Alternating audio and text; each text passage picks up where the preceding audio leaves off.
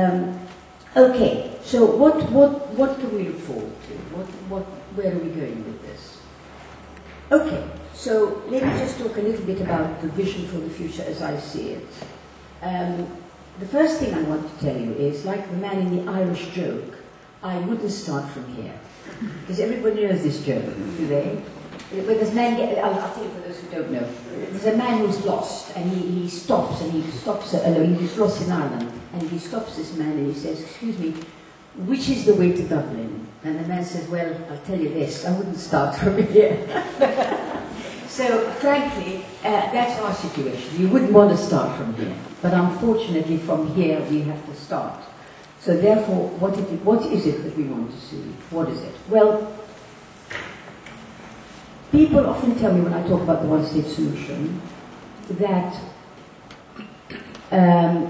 quite apart from the usual, there's an immediate, knee-jerk, oh, it'll never happen, you're dreaming, it's utopian, come on, let's talk about reality, etc. Okay, quite apart from that, which I'm used to, this one is quite difficult, and I get it from fellow Palestinians, which is how can you talk about these abstractions, these academic ideas, when people are dying, as is happening in Gaza, as is happening on the West Bank.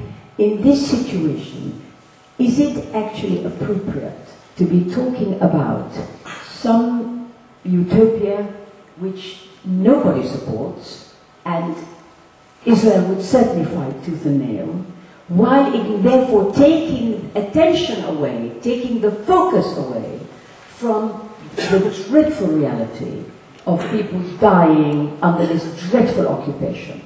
And the argument goes, why not unify all our efforts into ending this occupation? That's enough, surely that's enough.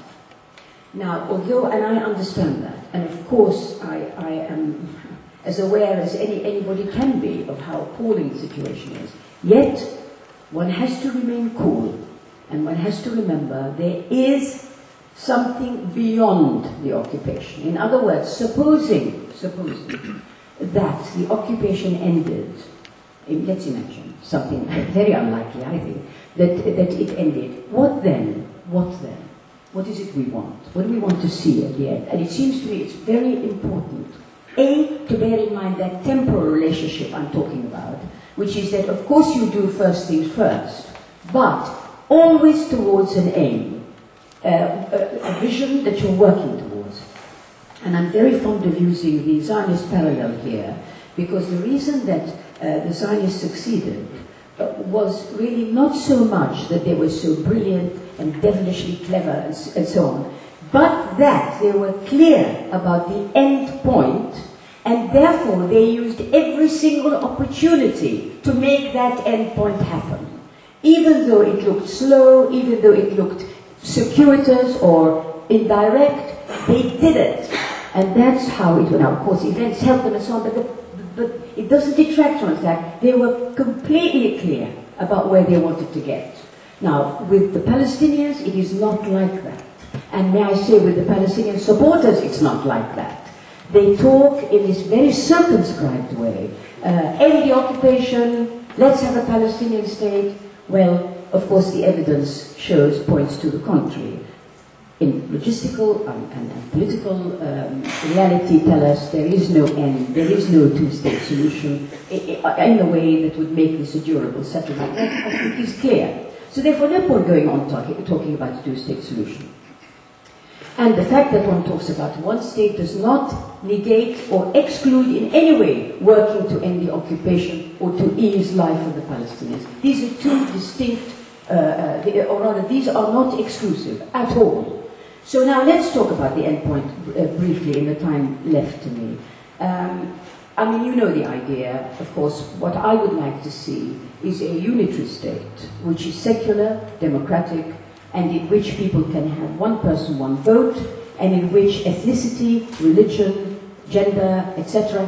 plays no part. Plays no part. And I'm not interested in binationalism, which is a way of perpetuating, I think, the same divisions, because whether you have a unified parliament, okay, but at the same time you have communities which will tend to protect their own interests, and then you've got another different kind of struggle. So in the end, I think there is no escape from a unitary state. And one has to say that really on realistic grounds, not on idealistic alone, on realistic grounds. Because if you look at this territory, there is no way to divide this territory equitably.